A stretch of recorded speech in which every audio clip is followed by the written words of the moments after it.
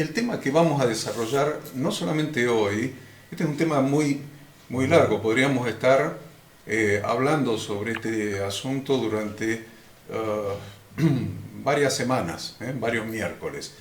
Vamos a tratar de que nos lleve como máximo 2 miércoles, vamos a empezar hoy, les aseguro que no vamos a terminar hoy para hacerlo seriamente, para hacerlo como corresponde. Lo hemos titulado Entendiendo y atacando la depresión. Entendiendo y atacando la depresión. Y el nombre que le puse yo es el Dios de toda consolación, para que no esté despojado de aquel a quien nuestra vida pertenece y que todo lo puede, y que todo lo puede. Entonces, voy a comenzar. Ada es la más idónea para tratar este tema, pero me ha pedido que lo dé yo y ella a apoyarme como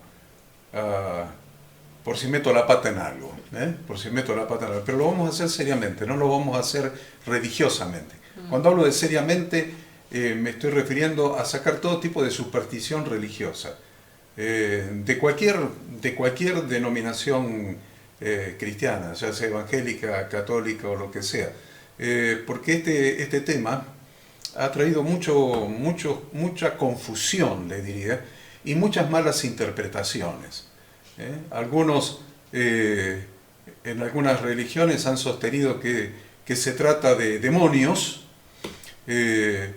y otros no han entendido profundamente cómo es el tema y cuáles son los tipos de sentimientos que nosotros podemos llegar a tener e inclusive cuál sería el tratamiento eficaz cuando sea un tratamiento de algo patológico, tiene que ser por la clínica médica, o cuando sea algo emocional o espiritual, de eso es lo que más vamos a tratar en este estudio. Entonces, vamos a buscar, ustedes los que tengan una Biblia ahí, 2 Corintios 1:3, de ahí saqué el nombre, el Dios de toda consolación, de 2 Corintios 1:3.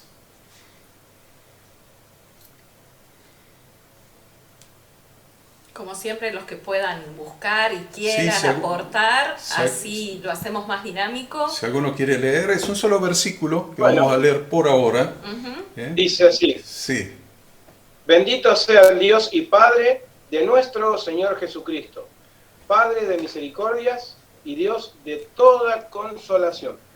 Me encanta, yo cuando descubrí ese texto, ese versículo bíblico, hace muchos años atrás, cuando vivía allí en Florida, en Buenos Aires, y fui a una conferencia en San Isidro y una psicóloga que era pastora usó este texto y me impactó porque nunca lo había leído o nunca le había prestado atención.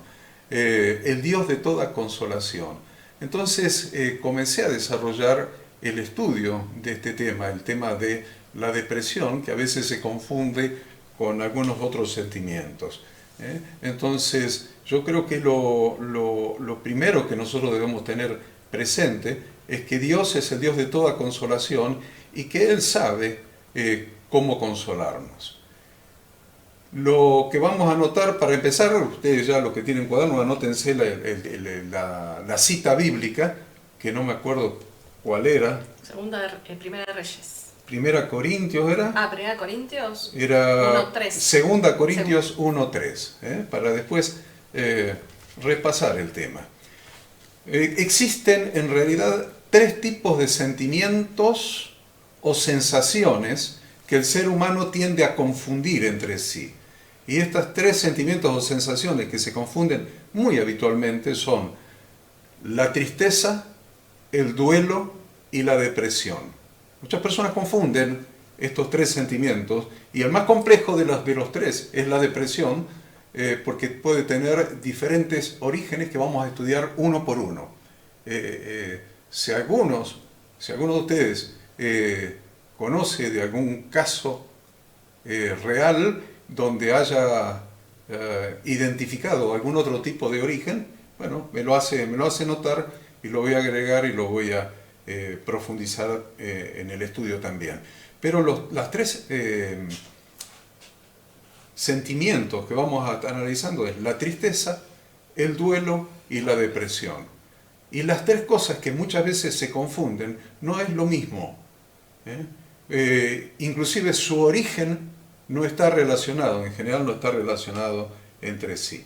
Vamos a ver la tristeza para diferenciarlo, pero no porque vamos a tratar el tema de la tristeza, sino para definirlo y diferenciarlo del tema que nosotros vamos a desarrollar hoy. Una de las cosas que generalmente se confunden es que en las iglesias se condena al que tiene cualquiera de estos tres sentimientos.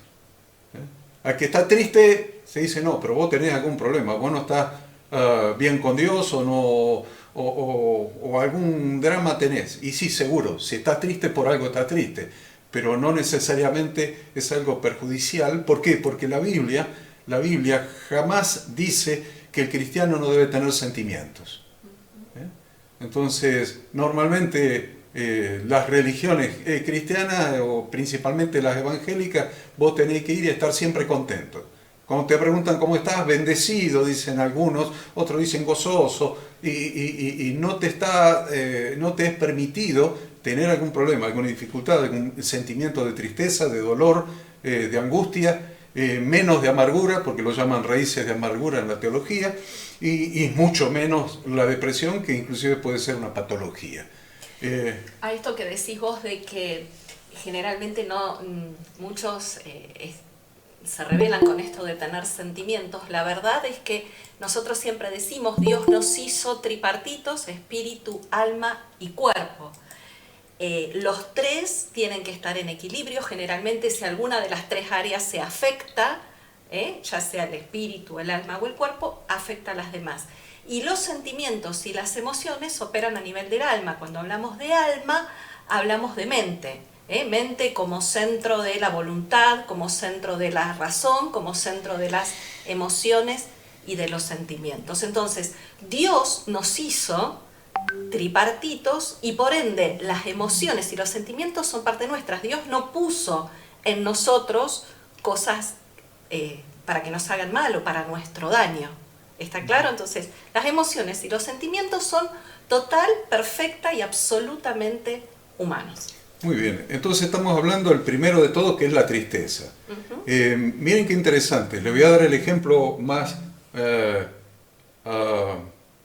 más convincente de que sentir tristeza es un sentimiento normal. ¿Saben? Jesús mismo, en Juan 16:33, yo les doy la cita para que no lo estemos buscando y podamos seguir avanzando rápido. Ada va a leer Juan 16:33. Jesús dijo, estas cosas les he hablado para que en mí tengan paz.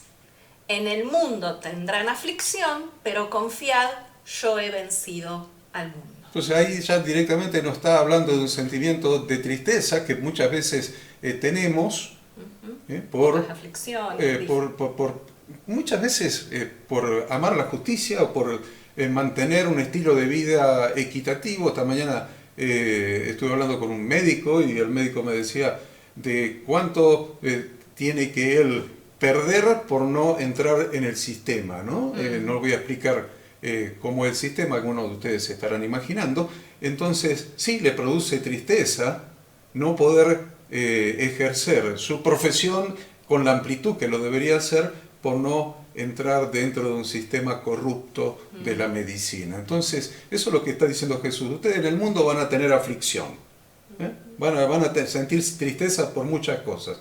En las empresas sucede, y en la función pública mucho más, y en las profesiones liberales, como son las profesiones universitarias también. El apóstol Pablo, en el libro de Romanos, anótense, Romanos 9, versículos 2 y 3, dice: que tengo gran tristeza y continuo dolor en mi corazón, porque deseara yo mismo ser anatema, separado de Cristo, por amor a mis hermanos, los que son mis parientes según la carne. Lo que estaba sufriendo el apóstol Pablo, y ustedes, algunos de ustedes me van a entender, cuando tienen seres queridos que no quieren creer en Dios, no creen en Dios y la vida sin Dios muchas veces no tiene sentido, pero lo mismo, el apóstol Pablo tenía familiares, parientes, que no creían en Dios, no creían en Jesucristo, y él decía, yo tengo gran tristeza y continuo dolor en mi corazón. ¿Ven? No es un pecado tener tristeza y tener dolor, sentir dolor en el corazón, ¿no? Y alguien me escribía, siento una opresión en el pecho, siento tristeza. Bueno, si está motivada correctamente, es lo mismo que le pasaba al apóstol Pablo. A ver otra vez a Jesús, ahí en Mateo 26, 37. Mateo 26, 37 dice, y tomando Jesús a Pedro y a los dos hijos de Zebedeo, comenzó a entristecerse y angustiarse en gran manera. Tristeza y angustia. Eso fue en el huerto de Getsemaní, antes de ser entregado por Judas, esa noche, en la noche de la entrega, del beso del traidor. Él sentía tristeza y dolor, entristecer y angustia, entristecerse y angustiarse. Lo que hizo Jesús cuando estuvo triste, buscó compañía, ¿no? Eso, lo de buscar compañía, anótenlo, no lo vamos a leer, está en Mateo 26, 38.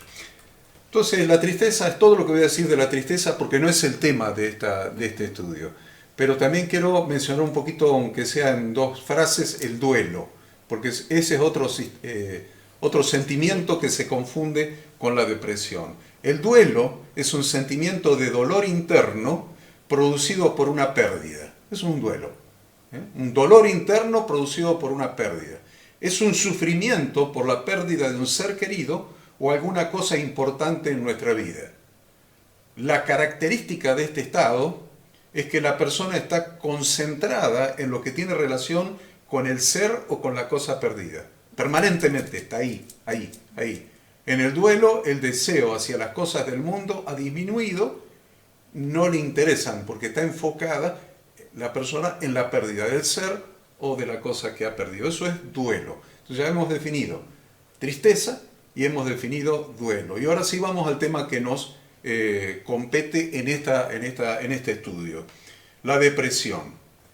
La estadística de la depresión es más grave de lo que nosotros nos imaginamos. Hay registros estadísticos, no solamente en nuestro país, sino en Estados Unidos fundamentalmente, que se manejan básicamente por estadísticas. La Organización Mundial de la Salud afirma que el 20% de la población mundial sufre depresión. 20% son 2 personas de cada 10. Sufre depresión. Hay 340 millones de personas que padecen depresión en el mundo.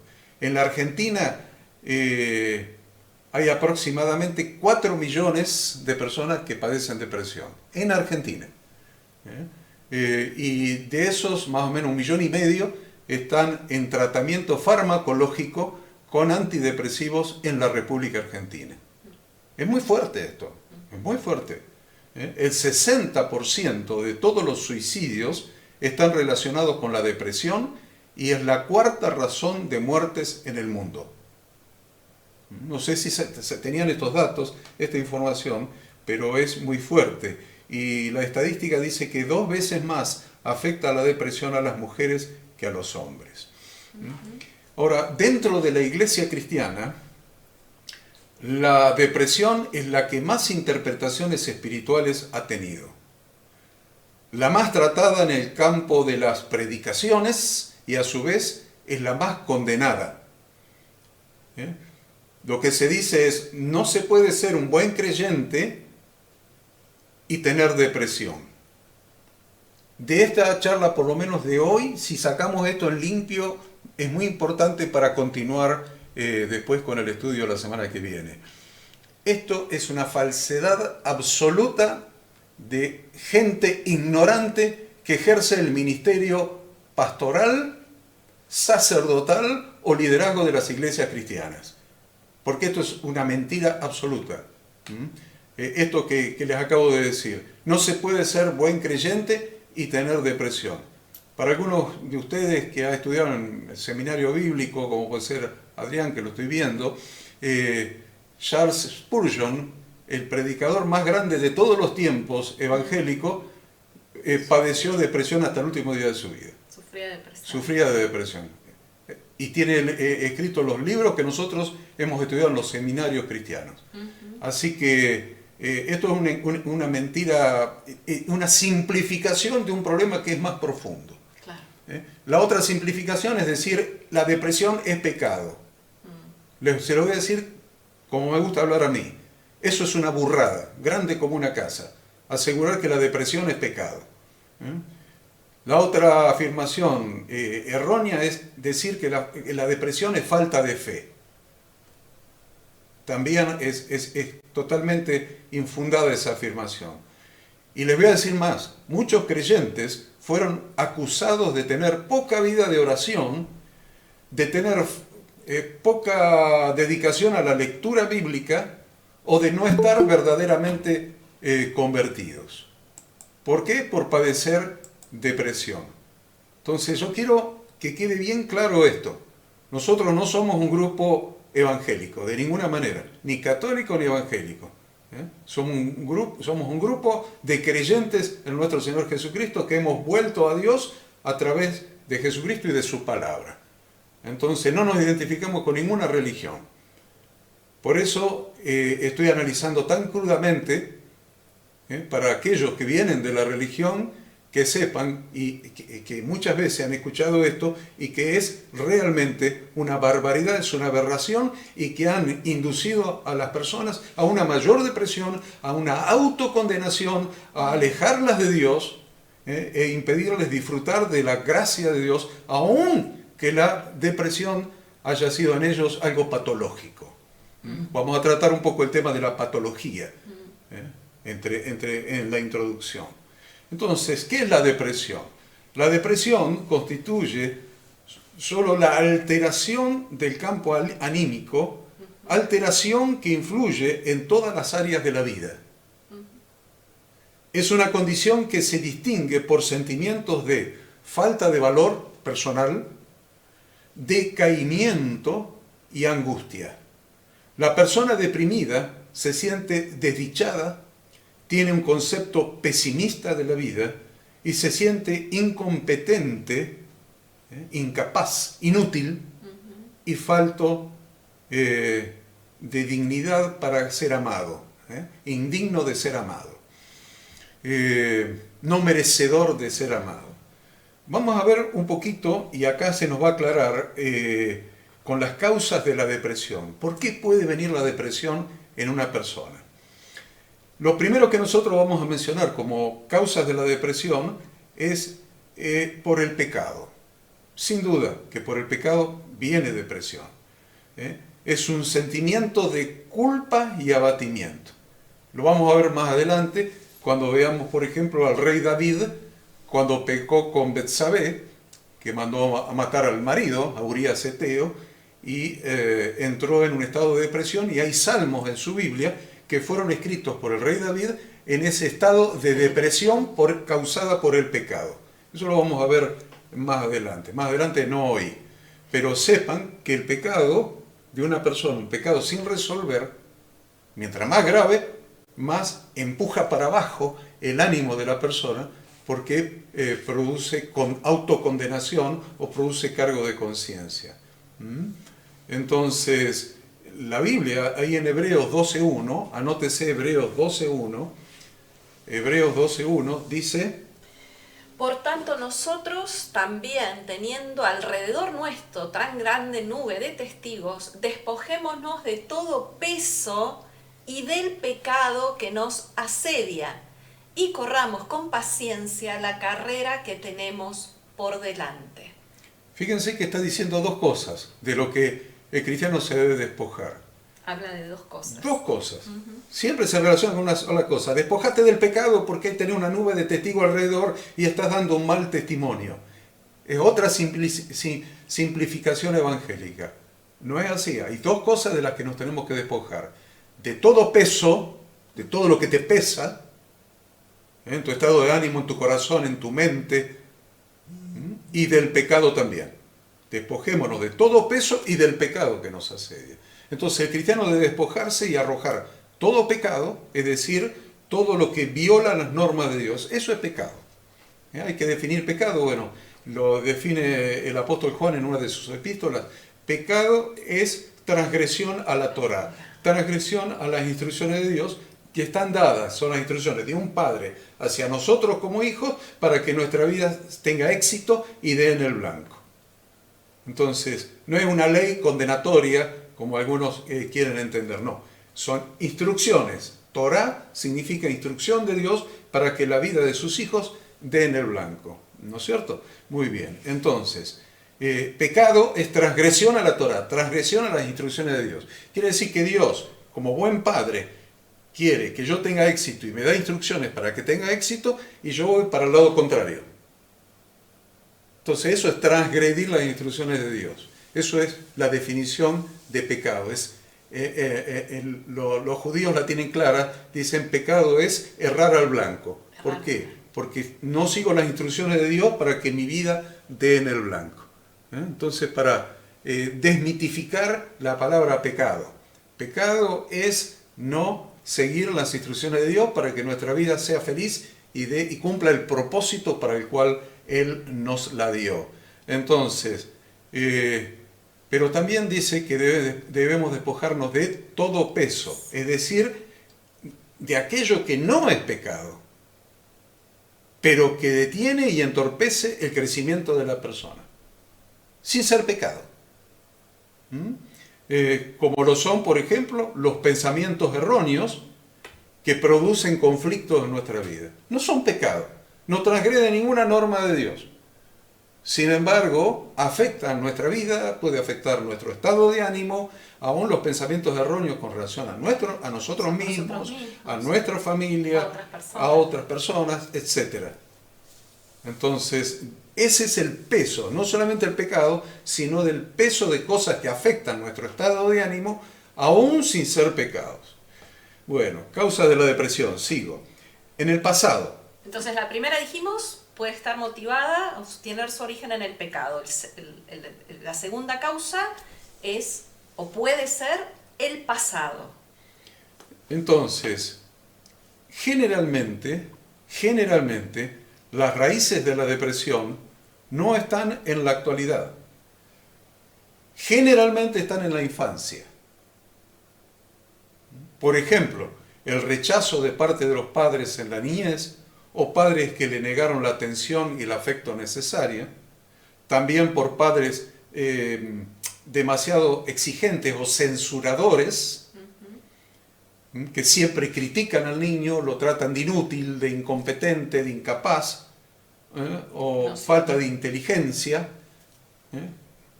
o padres que no le dedicaron tiempo a los hijos, los descuidaron, puede ser por el trabajo o por cualquier otra cosa. Entonces puede originarse por una experiencia traumática, como la pérdida de los padres. Cuando uno es chiquito. O una experiencia de abuso psicológico o abuso sexual en la niñez. Todas esas cosas que quedan heridas metidas en el corazón, esas heridas nos siguen toda la vida y esa herida va profundizándose, pues son heridas sangrantes y va llevando a la persona a la depresión. Tal vez a los 15 años, tal vez a los 20, tal vez después, pero son heridas que están ahí que es necesario sanar. La tercera causa de la depresión es por problemas físicos.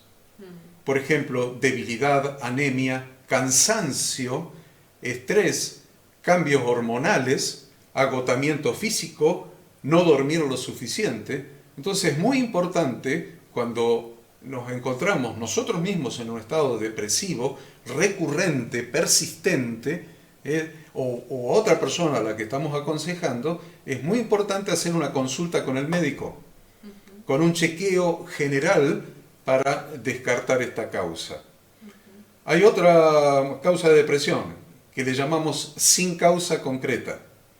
En este caso, la depresión es un sentimiento que no tiene una causa concreta aparente.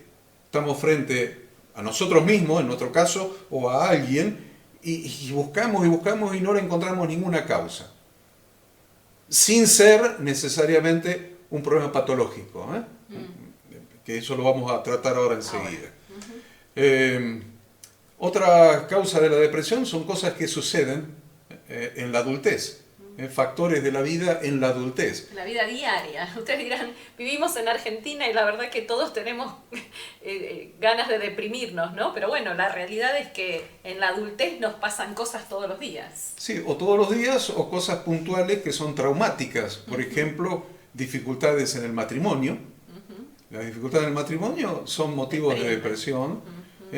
Dificultades laborales. No sé si a alguno de ustedes le habrá pasado alguna vez. Obvio. A todas estas las hemos experimentado. El envejecimiento produce, se nos acerca el final de nuestros días. ¿Vieron? Yo, bueno, de todos los que estoy viendo ahí, soy el más viejito de todos. Teóricamente soy el que estoy más... Sí, Marita, sí, yo soy el más viejito de todos, por más que vos digas que no. Entonces, por ahí a mí no me deprime ponerme viejo y saber que la vida se me va agotando, porque lo he tomado como parte de la vida, pero muchas personas le produce esta realidad cierto tipo de depresión. Y ahora llegué a la que quería mencionarles, la sexta, por enfermedad depresiva. Enfermedad depresiva. Tenía un amigo extranjero, francés, que había venido a la Argentina cuando, hace muchos años, lo conocimos acá en la ciudad de Córdoba, un cristiano, un pastor francés. Había nacido en París, dejó su vida en París y vino acá a la Argentina. Y nos hicimos muy amigos. Y yo no sabía que él padecía de depresión. Y fuimos amigos muchos años y yo no me enteré. Pero ¿saben por qué no me enteré? Porque él le daba vergüenza contar que padecía de depresión y era pastor. Y era pastor. Pero un día estaba en mi oficina en Córdoba Capital, cuando tenía oficina en Córdoba Capital, y vino una tarde. Me llamó y me dijo, ¿puedo ir a verte? Sí. Y vino y me dijo, mira Horacio, por años en las iglesias me estuvieron sacando los demonios. Yo no sabía eso tampoco. Me sacaban los demonios, me exorcizaban, me exhortaban, de todo me hicieron. Y resulta que pasaron los años y ahora me encontré con un psiquiatra que hizo un estudio adecuado y me dio el diagnóstico correcto de mi disfunción cerebral. Por lo cual yo padecía de depresión. Y me dio una pastillita y sacó unas pastillitas, chiquititas eran las pastillitas. Y con esta pastillita que yo tomo, compensa esa falta de secreción de alguna glándula del cerebro que le producía esa consecuencia. Y él me dijo, eso me vino porque yo cuando estaba en París, antes de ser creyente, yo estaba en las calles tirado, era drogadicto. Y las drogas me afectaron justamente el cerebro. Y cuando me convertí al Señor, quedé con esta depresión crónica que me fue tratado como algo espiritual.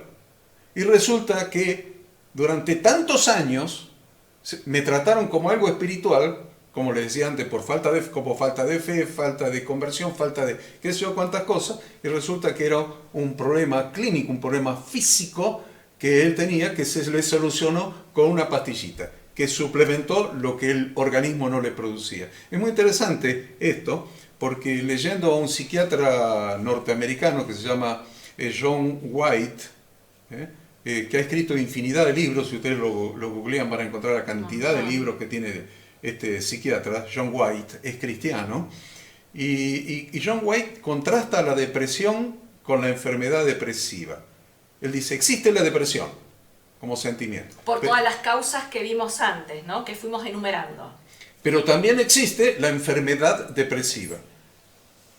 Y él la contrasta, la separa, porque se tratan de diferente manera. Todos nos sentimos deprimidos alguna vez, todos, no hay excepciones. Tal vez yo sea el que más veces me he sentido deprimido de todos ustedes. Entonces todos nos hemos sentido deprimidos de vez en cuando. Sin embargo, la depresión patológica y las disfunciones del cerebro, tales como la esquizofrenia, son mucho más serias que este sentimiento motivado por una causa identificable que nos lleva, que nos tira para abajo, que después vamos a estudiar bíblicamente. Al igual que, por ejemplo, él dice, al igual que el paro del riñón, dice él en su libro, o los trastornos cardíacos, estas cosas requieren un tratamiento especial que no es sacar demonios, que no es espiritual, que no es convertirse a Dios, que no es leer la Biblia, que no es nada de eso. Orar. Que no es orar tampoco. Eso requiere un tratamiento especial, un tratamiento clínico. Y muchas veces no tiene cura, aunque seas cristiano. Entonces, White escribe acerca de la lucha que ha habido en el mundo de especialistas por encontrar definiciones y clasificaciones aceptables de toda la gama de enfermedades depresivas. Ya acá le estoy complicando la vida a ustedes. Estoy hablando de una gama de enfermedades depresivas. Y dice que en general, tanto las depresiones sencillas, como esas que mencionábamos antes, como las serias disfunciones cerebrales, por ejemplo, la esquizofrenia, son tratados por muchos años por consejeros bíblicos. Consejeros bíblicos, llámese curas o pastores, o rabinos si quieren también. Y dice que las enfermedades depresivas deberían ser cosas de los médicos psiquiatras y de los psicólogos clínicos, y no de los pastores, y no de los consejeros bíblicos, y no de los exorcistas baratos que andan por ahí. Perdónenme que lo diga de esa manera. Las depresiones primarias, o sea, las comunes, que padecemos todos, se deben muchas veces a disfunciones del cuerpo, dijimos recién, y son de dos tipos. Las disfunciones son lo que se llama la bipolar y la unipolar. Si ustedes están notando, bipolar y unipolar. La enfermedad depresiva bipolar se caracteriza por cambios de humor que van desde la total desesperación hasta una excitación maníaca casi incontrolable. Se la ha llamado tradicionalmente psicosis maníaco-depresiva. Los momentos de excitación maníaca pueden dar la impresión tanto de cordura como de demonización. Entonces, cuando alguien entra en eso, en la iglesia le quieren sacar los demonios. Resulta que la persona lo que tiene es una enfermedad, no un demonio. Alteración de su estado emocional muy brusco. Pasa de la alegría o de la excitación a la depresión muy rápidamente. Eso es lo que llamábamos una patología bipolar. Yo me quiero concentrar más en la unipolar.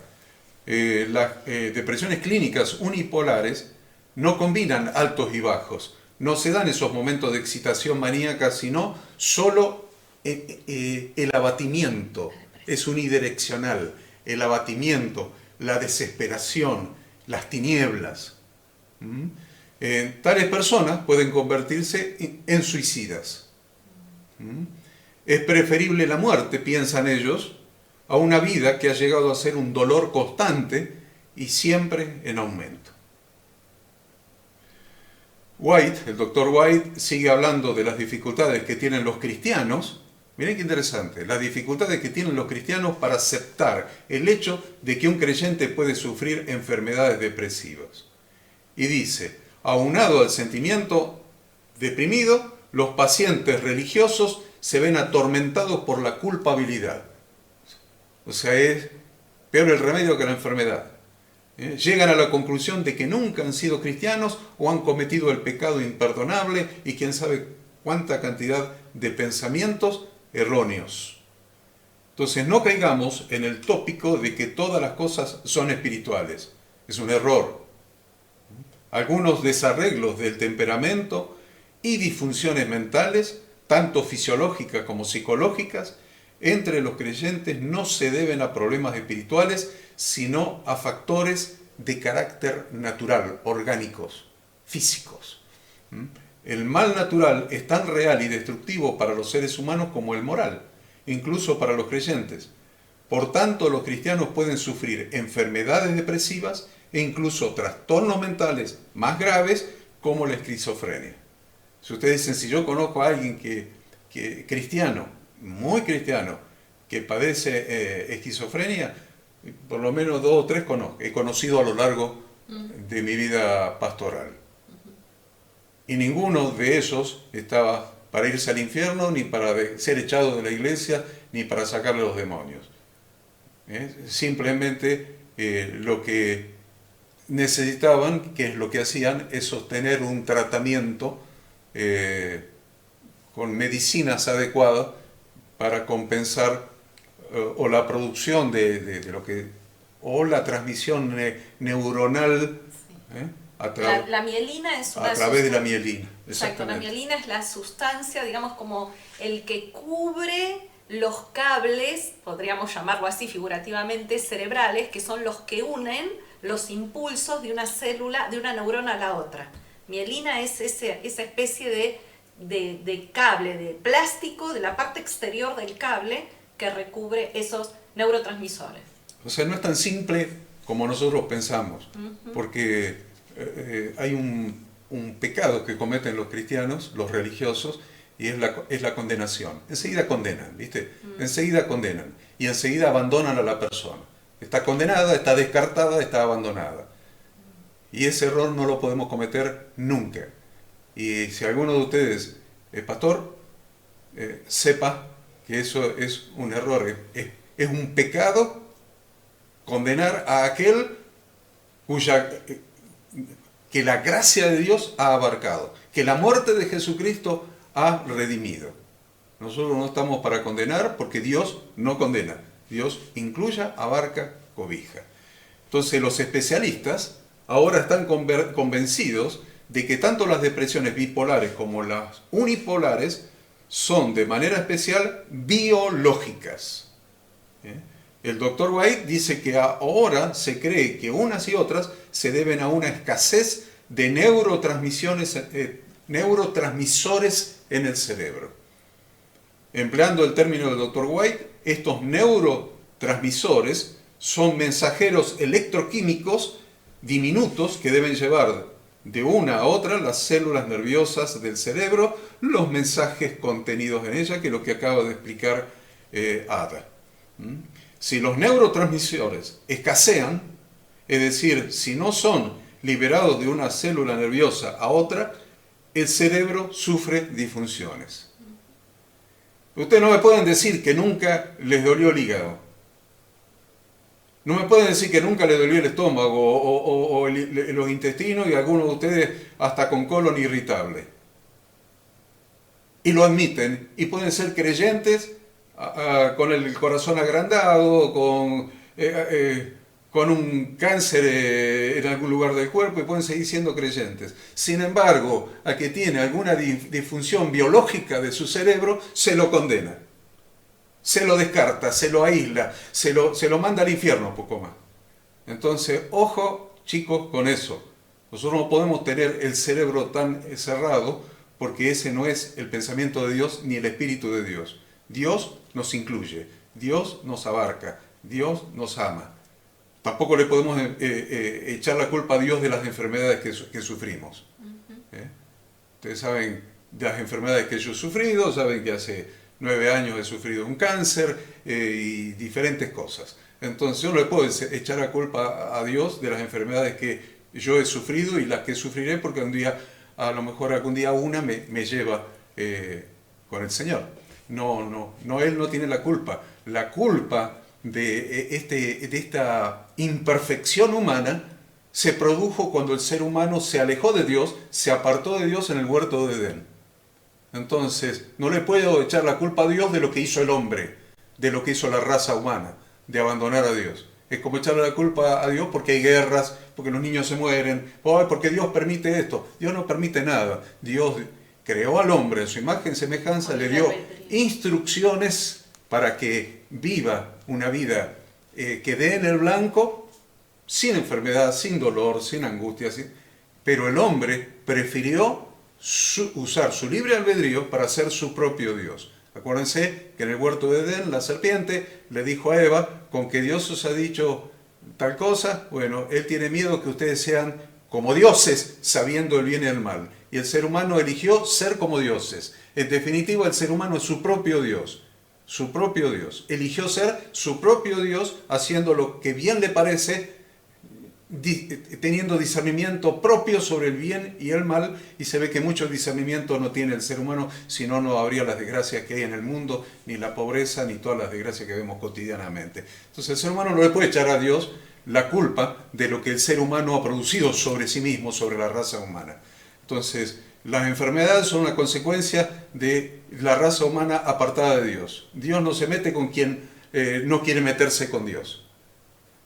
Entonces, realmente yo no puedo echarle la culpa a Dios de que hace 9 años me agarré un cáncer. Yo no lo puedo echar la culpa a Dios. Sí le puedo dar gracias a Dios de que hace 9 años que estoy vivo todavía. De eso sí. Entonces eso lo vamos a tratar un poquito más adelante. Entonces, si los neurotransmisores escasean, entonces si no son liberados esos neurotransmisores, el cerebro sufre disfunciones. Entonces, cuando faltan, la parte del cerebro que controla nuestros estados de ánimo, el poder de concentración, la energía, el sueño, el impulso sexual, el apetito, todo eso que surge del cerebro se ve afectado. Entonces nos volvemos melancólicos, perdemos la energía.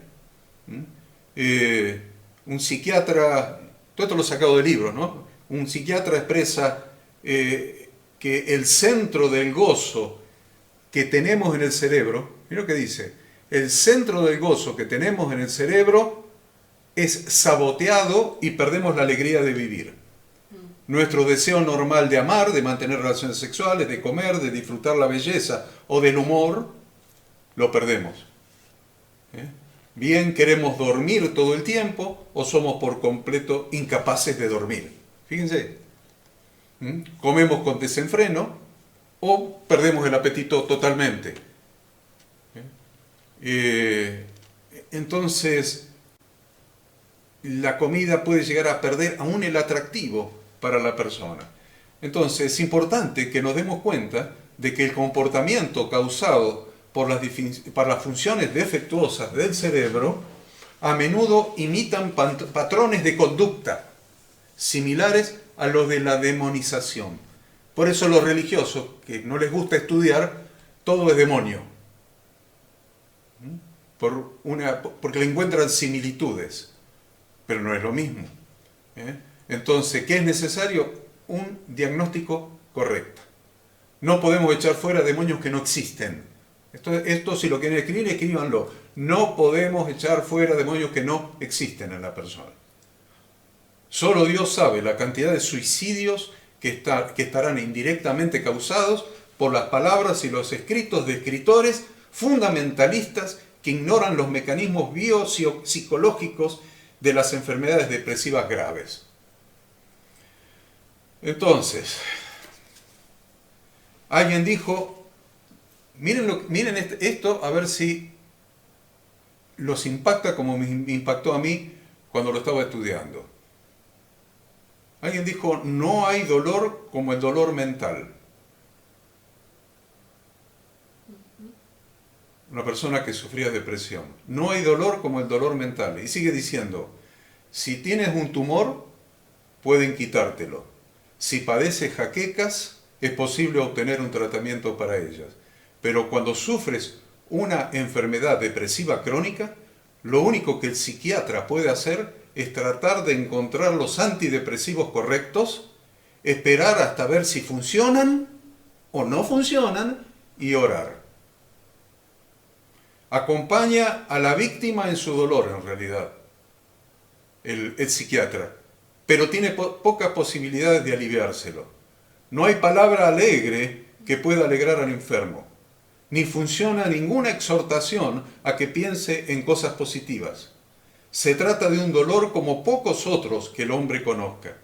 Es la razón por la cual muchas personas gravemente deprimidas se suicidan.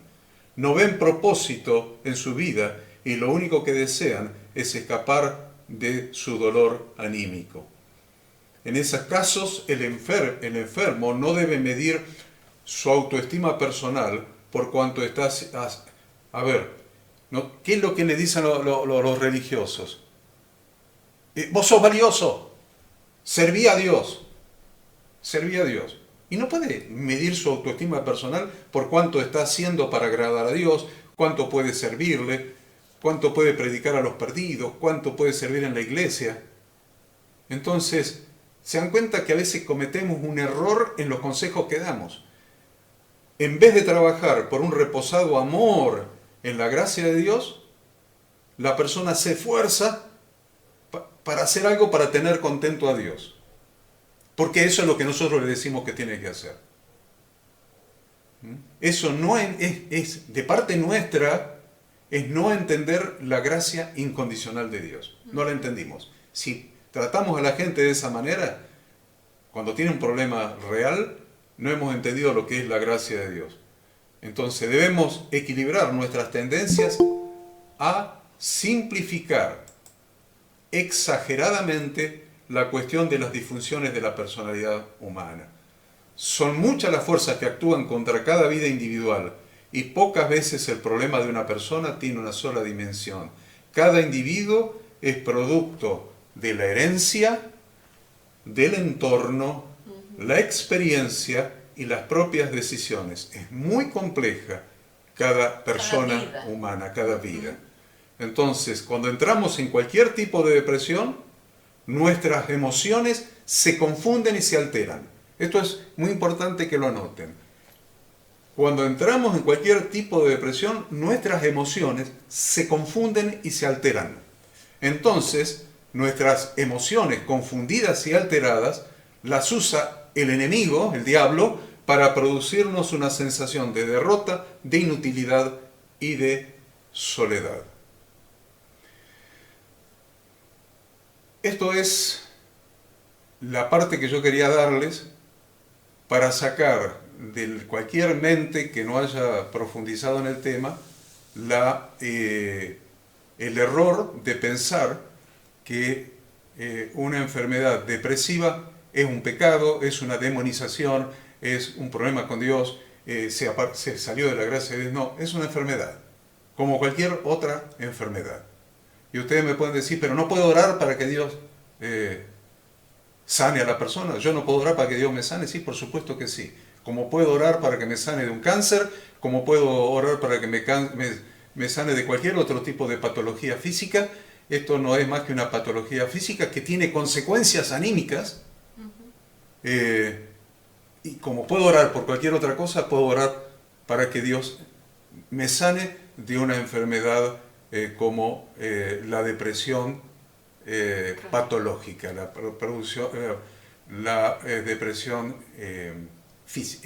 producida por consecuencias, por causas físicas. Por eso di toda esta introducción que me lo agregó Ada, que es sobre la base de un estudio que ella hizo, y bueno, y armamos esta introducción porque si no nos hacemos jueces de las personas enfermas. Y no somos jueces, somos consoladores, porque Dios mismo se dice a sí mismo el Dios de toda consolación, como leímos al principio. ¿Cómo estoy de la hora?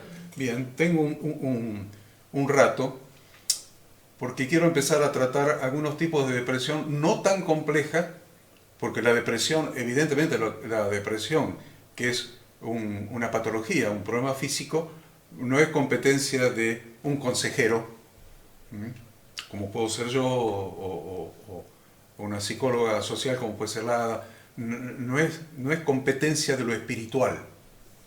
Yo quiero hablar un poco de lo espiritual. Es competencia de un médico que se haya perfeccionado en psiquiatría, en el área de psiquiatría, y que sepa diagnosticar y medicar. Entonces, en eso no me voy a meter porque no es competencia. Sería, de mi parte, si me meto en eso, es ejercicio ilegal de la medicina. Pero sí, por ser doctor en consejería bíblica, puedo hablar de lo espiritual, que es lo que voy a hacer de acá para adelante. Entonces, en el Salmo 6, versículo 6, si quieren anotarlo, miren qué expresión de la depresión. Salmo 6, 6. ¿Qué dice Ada? Me he consumido a fuerza de gemir. Todas las noches inundo de llanto mi lecho, riego mi cama con mis lágrimas. Ni se imaginaban ustedes que esto está escrito en la Biblia. Me he consumido, dice, de tanto gemir, a fuerza de gemir. Todas las noches inundo de llanto mi lecho, riego mi cama con mis lágrimas. Está usando un género literario de exageración, pero que expresa lo que hay en su corazón. Describe su realidad. Está describiendo lo que él siente. El salmista expresa lo que le pasaba. Cualquiera puede decir, inunda de llanto su lecho. Es imposible. Pero sí que llora mucho. Claro. Entonces está expresando una sensación de depresión. Salmo 25, 16 y 17, ¿qué dice? Mírame y ten misericordia de mí, porque estoy solo y afligido. Las angustias de mi corazón se han aumentado, sácame de mis congojas. Esa es una oración de un deprimido. ¿Vieron? Es una oración, ese salmo es una oración de un deprimido. Salmo 142, 4, ¿verdad? Dice, mira a mi diestra y observa, pues no hay quien me quiera conocer. No tengo refugio, ni hay quien cuide de mi vida. ¿Se dan cuenta el sentimiento de soledad del salmista? ¿Cómo lo está expresando?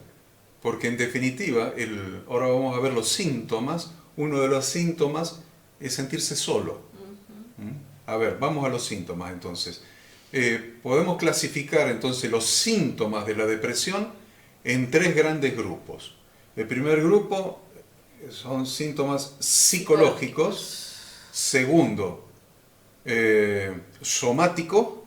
Y tercero, espiritual. Vamos, psicológico. A nivel de la mente. Somático. A nivel del cuerpo. Y espiritual. Y el espíritu. Y vamos a ver cada uno de ellos cuáles son las características. Vamos a nivel psicológico. El primer síntoma a nivel psicológico que vemos es pérdida del interés por las cosas de la vida. Pérdida del interés por las cosas de la vida. Por ejemplo, el trabajo, el estudio, la familia. Y no quiere decir que no aman a la familia, aman a la familia. Pero aunque la aman, no pueden. No pueden. Entonces, ¿qué es lo que se produce? Un bloqueo de las cosas que hacía habitualmente. En segundo lugar, otro síntoma. Pesimismo, o sea, ideas negativas. El deprimido ve la realidad a través de lentes oscuros, interpretando cada acto de forma negativa y pesimista. Tercer lugar, tercer síntoma, dificultades en su comunicación. A ver, el deprimido interpretará toda comunicación en términos de aceptación o rechazo. Pues al tener a las personas dependiendo de él, ¿vieron? Estamos todos alrededor de la persona deprimida. Me ha pasado cuando yo he estado deprimido, todo alrededor mío.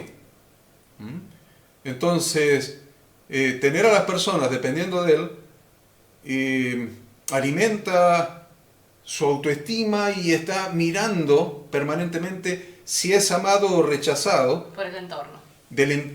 Por el entorno, dependiendo del suministro externo que va recibiendo.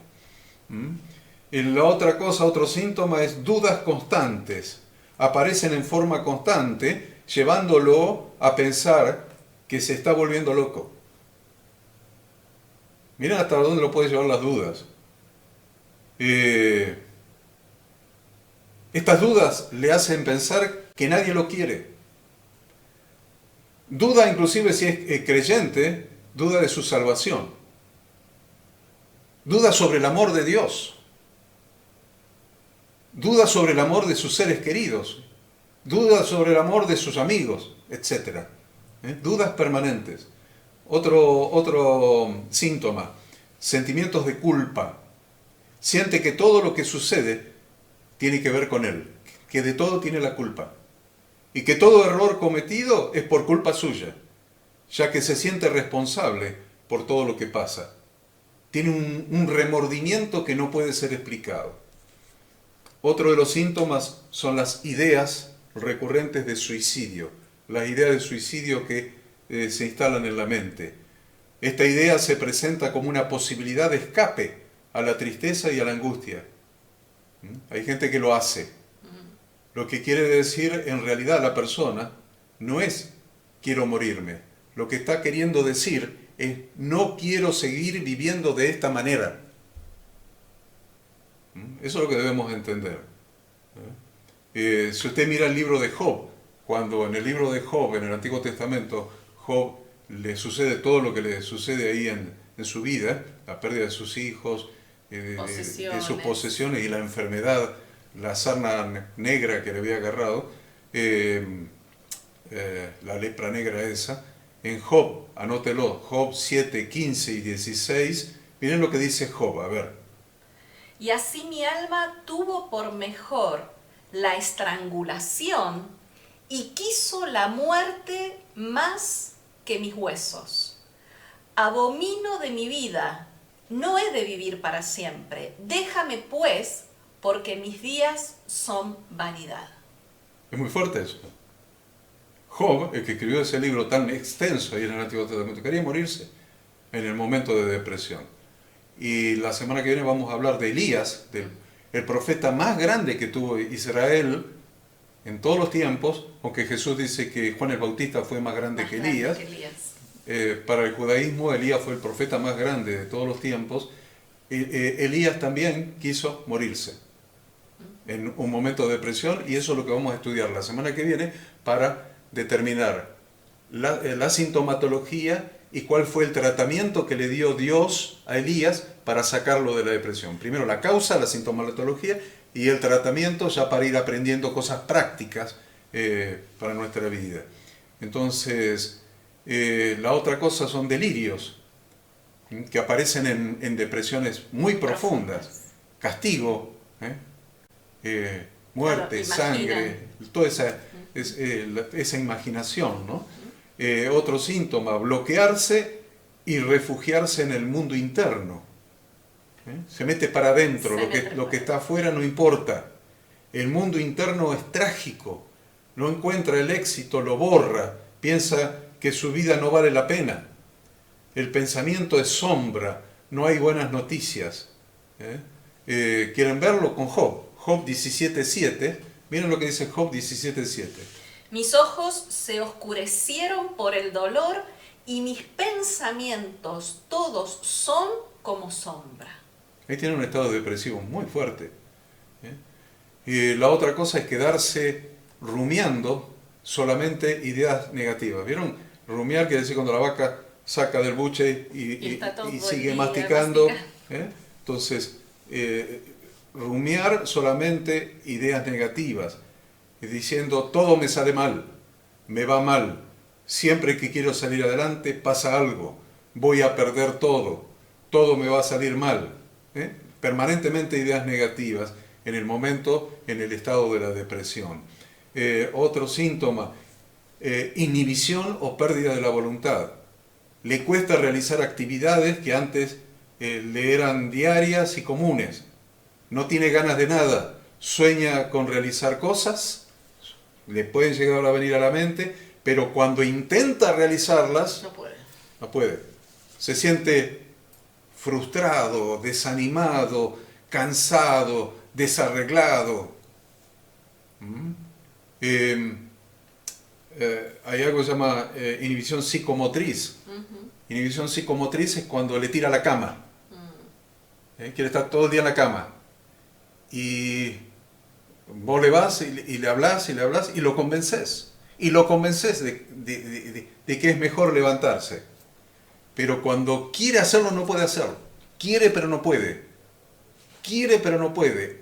No le sale, no lo puede hacer. Y realmente no puede.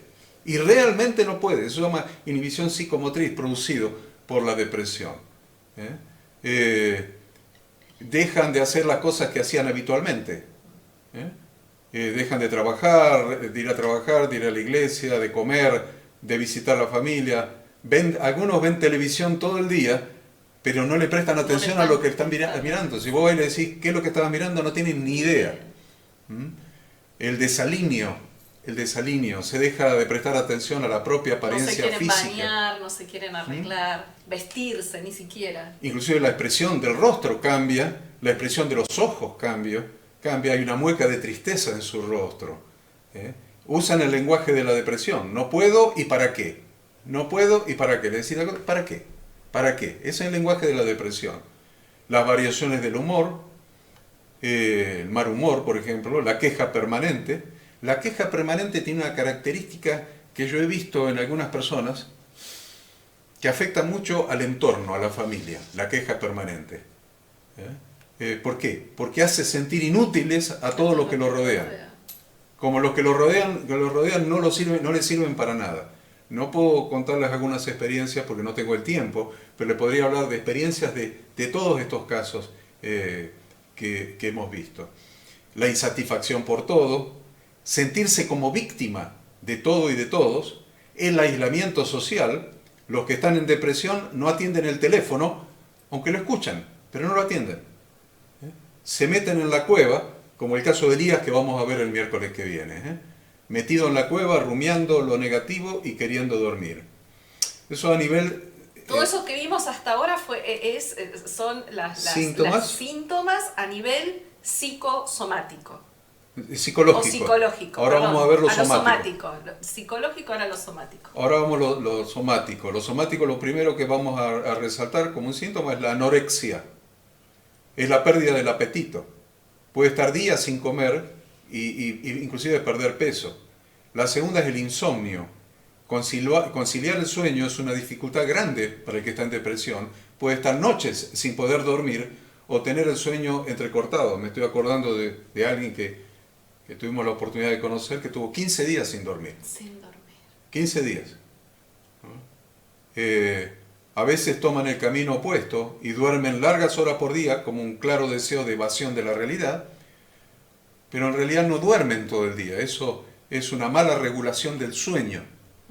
Se duerme mal, con sueño casi todo el día y con desvelos nocturnos. Es una mala regulación del sueño.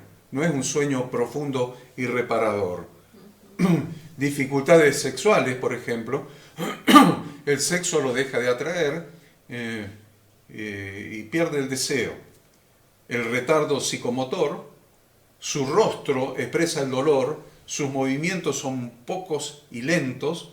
Su gesto es hacia adentro y hacia abajo. Se encoge aún de hombros. Encierra su cuerpo entre los brazos, mirando al suelo.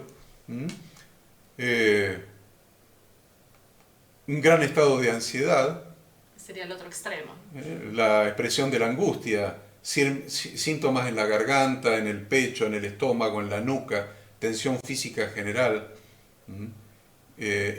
Algunos entran en una inquietud ansiosa, son como un león enjaulado, no todos. El cansancio físico. Decíamos hace un rato que hay que consultar al médico cuando están estos síntomas, porque puede haber, dijimos, anemia, debilitamiento, falta de alguna vitamina, cefalea, diarrea, taquicardia, hipotensión arterial, o sea, la presión baja. Eso vamos a decir de lo somático. Y a nivel espiritual. A nivel espiritual los síntomas son dudas constantes. Lo que antes era una seguridad ahora es motivo de duda. Duda, decíamos hace un rato, acerca de la existencia de Dios, sobre lo que es pecado, sobre si Dios perdona o no perdona, si es real el perdón de Dios. Duda sobre la vida cristiana, sobre la gracia de Dios, sobre la vida eterna, etc. Tener conceptos erróneos de Dios. Esto le pasa a muchas personas. ¿Sí? Ya no lo considera más el Dios de amor y redención, sino el Dios de características sádicas, tirano, cruel, malo, un Dios abandonador. Y la inferioridad espiritual es otra de las características. Siente que ya no vale nada como cristiano, siente que su servicio no tiene sentido, como si no tuviese nada, se siente vacío. Entonces, no debemos olvidar que siempre Jesucristo nos está haciendo la misma pregunta que le hizo al paralítico de Betesda. La misma pregunta. ¿Quieres ser sano? ¿Quieres ser sano? Siempre Dios está haciendo esa pregunta. Acuérdense que he separado lo que es la depresión común, habitual, que hemos padecido todos y que seguimos padeciendo todos en algunas oportunidades, de lo que es la depresión biológica, clínica, patológica. Lo separamos, No voy a tratar la depresión patológica porque excede a lo que vamos a estudiar acá y excede a mi competencia profesional. Entonces, pero vamos a seguir durante todo el día miércoles que viene dando pautas y soluciones para cuando nos encontramos con gente deprimida por esas causas que hemos mencionado sin ser patológicas. Aún inclusive el tema de heridas de la infancia, heridas del pasado, que necesitan sanidad interior porque la persona ha sido lastimada y esas heridas están abiertas y sangrantes. Entonces lo que vamos a tratar en este estudio es ese tipo de depresiones que se sanan con la palabra de Dios, con consejería bíblica y con una orientación adecuada y un acompañamiento adecuado, con un diagnóstico adecuado para no condenar a las personas y condenarlos al fracaso simultáneamente. Yo pararía acá y voy a seguir el miércoles que viene y me voy a meter de lleno en la depresión que sufrió el profeta Elías, caracterizado qué tipo de depresión fue la del profeta Elías, la depresión del rey David, para que ustedes, si quieren ir estudiando, la depresión del profeta Elías por cansancio, por agotamiento, la depresión del profeta del rey David por pecado, cuando, ya les dije hace un rato, cuando mandó a matar al marido de Betsabé para quedarse con la mujer, y la depresión, otra me agregaste vos. La de Job, que es por razones justificables, o sea, por pérdidas. Vamos a estudiar esas tres y vamos a ver cómo podemos capitalizar eso como consejeros para ayudar a las personas. ¿Vieron que lo que les estoy diciendo excede lo que es la mera fe religiosa, creencia religiosa? Estamos hablando de cosas prácticas para la vida. Entonces espero que todo esto que vamos a desarrollar, a terminar de desarrollar la semana que viene, el miércoles próximo a las 7:30 de la tarde, por este mismo link de Google Meet, pueda resultarles de utilidad para cuestiones propias, personales, cuando estén por entrar en estado de depresión, o cuando estén en estado de depresión, o para ayudar a otras personas.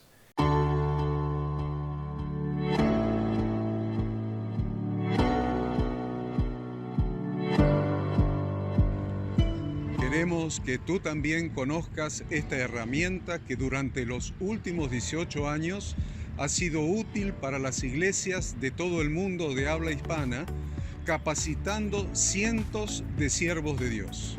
Las formas de aprender están cambiando y Ministerio Bíblico Internacional, a través de su facultad bíblica, brinda programas de formación ministerial bíblica, teológica y práctica para la multiplicación y edificación de la iglesia 100% online. Respondiendo a las necesidades de hoy, para aquellos que no cuentan con la posibilidad de asistir a clases presenciales, donde quiera que estés, en todo lugar, recibirás el material de estudio y verás las clases en vivo y on demand, accediendo a través de tu celular, PC, tablet o Smart TV.